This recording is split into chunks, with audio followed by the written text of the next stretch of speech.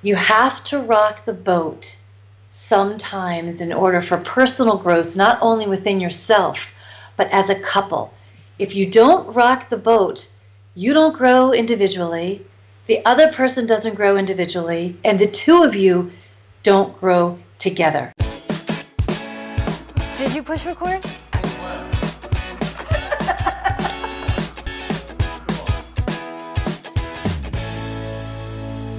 Thank you so much for tuning in again to Our Second Act with Paige and Silka. For your second act of life. Hey, Silka. Hi, Paige. So glad you're back with us today. On, we're refocusing our topic back to love and relationships, and we've got several segments coming up on finding love again after 50. And I had a really interesting conversation with one of our guest experts, Rihanna Milne.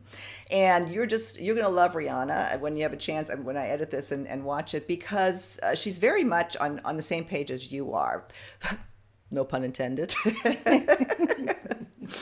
What Rihanna does when she works with couples or singles in, healing their relationships or finding new love, her whole premise is that the toxicity or these relationships that we create that are bad for us are all rooted in childhood trauma. And for some reason, that was enlightening to me, because some of she cites 10 different traumas that I would see as normal. So I thought, this is great for Paige. What does Paige have to say about this? Well, saying that my specialty is trauma. Yes. Yes, I would say that, of course, what goes on in childhood is always going to affect relationships that we have. What I can say about trauma, because I've been working in the field of trauma for decades, is trauma is not so much about the big, massive things that happen in a child's life or an adult's life. It's how each person personalizes and takes that trauma, and how, as a child, children are stuck. They don't have a lot of control. They're stuck in situations. They're stuck in the relationships that they came into this world with, that they have to learn from. So they create coping skills.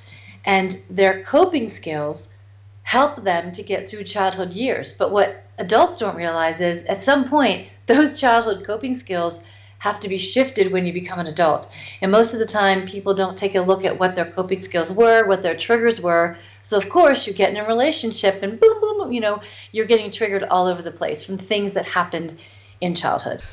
Well, Paige, from your perspective, how does one recognize that trauma, that have childhood trauma that we're bringing into our relationships? What can we do about it?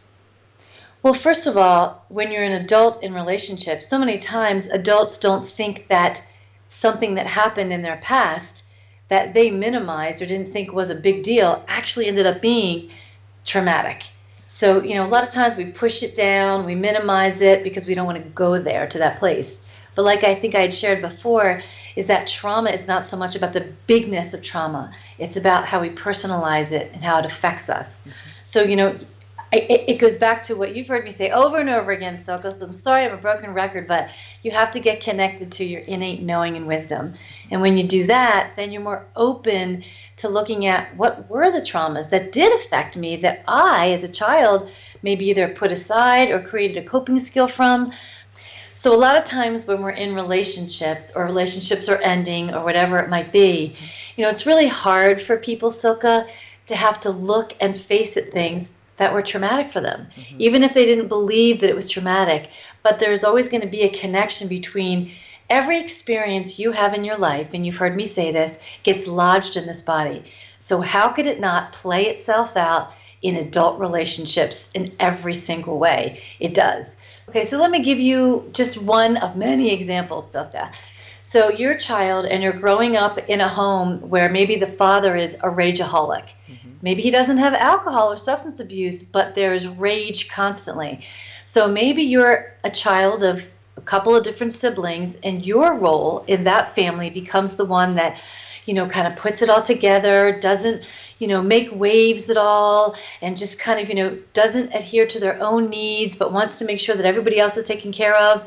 So then you grow up and you get into a relationship where What do? You connect with another person who maybe is a rageaholic or has the same characteristics of a rageaholic, and then you go back into your childhood role of, not speaking up, not, using your voice, kind of not making waves, and you compromise who you are, you compromise what you believe, you compromise your body, you compromise all the way around.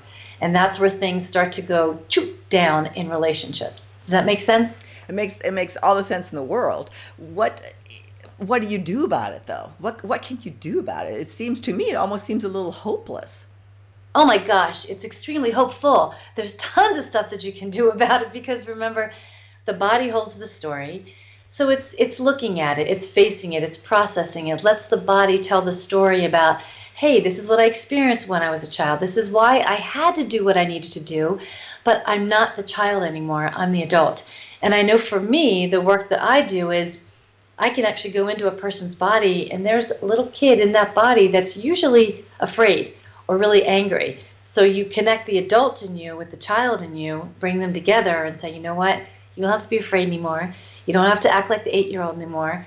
I'm the adult now and I'm here to say, hey, it's okay. We're going to do things differently and I'm going to take care of you now because maybe nobody took care of the child.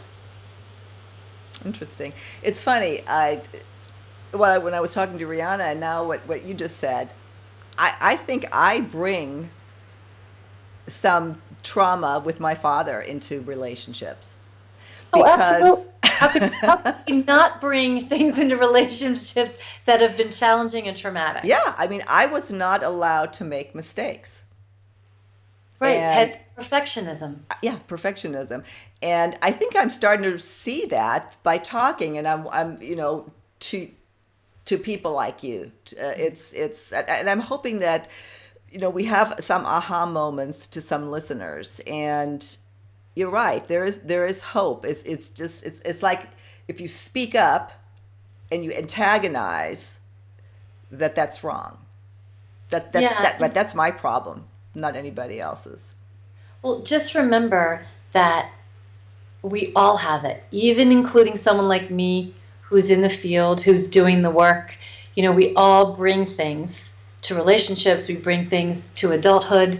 So if you're someone who as an adult is afraid to rock the boat, you have to remember, you have to rock the boat sometimes in order for personal growth, not only within yourself, but as a couple.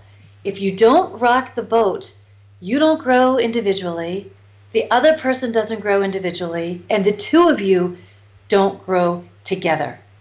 So you have to decide, do you want to just stay where the ripples are very low and see if you can control it all? Or do you want to jump in and go, you know what, I'm going to rock it and roll with this so we can both grow? Well, as always, we like to raise topics that maybe that you haven't thought about, that aren't discussed very often. People have issues like me, apparently. We all do, Silka. You're not Yeah. alone in that one. On that note, is there anything you want to say in closing on childhood trauma and finding love again and having healthy relationships?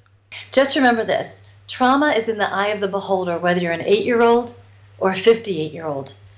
The good thing is that once you become aware and connected to what happened, you always have different options of shifting it and having it work for the highest good for you and the person that you're in a relationship with. And I take it even further that, there's a bigger picture that when we step into this lifetime, sometimes do we choose the families we step into to experience the things that our soul wants so we can grow more, learn more, and then pay it forward more.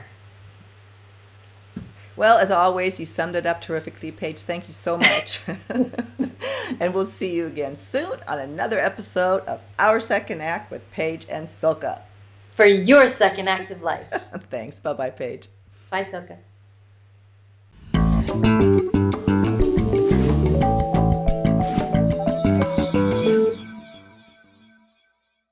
So glad you were able to join us. For more information about this topic, please go to our website, secondact.tv. And if you haven't already done so, make sure you subscribe to our channel.